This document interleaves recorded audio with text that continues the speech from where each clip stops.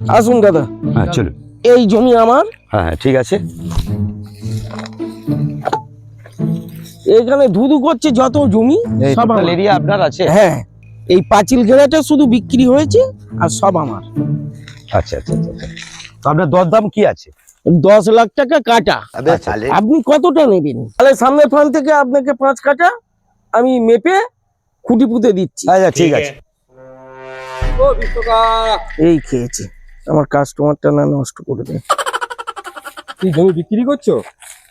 হ্যাঁ, ভালো। তোমার বাপ দাদুরা জমি শুধু কিনে গেছে, ওই জন্য ওরা ছিল কেনারাম। আর তুমি এখন এই বয়সে এসে জমি সব বিক্রি করে যাচ্ছ, আর তুই হলে বেচারাম। তাই এত জমি আমি কি করব? এই ট্যাক্স দিতে দিতে আমার পিছন লাল হয়ে যাচ্ছে। কাকা কত টাকা করে নিচ্ছে তোমার থেকে?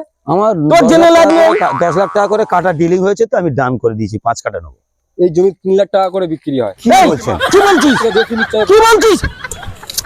এই, আপনার এই জায়গা 9 লাখ টাকা করে 10 লাখ টাকা করে কাটা বলছেন, এই জায়গা আমি নেবো না। এ বাবু চলা, এই বাবু! 3 লাখ টাকা করে কাটা হয়ে যাচ্ছে আর আপনি আমার সঙ্গে ফ্রডগিরি করছেন। আরে ও পারে এই জায়গা রইলে এই জায়গা নেবো না।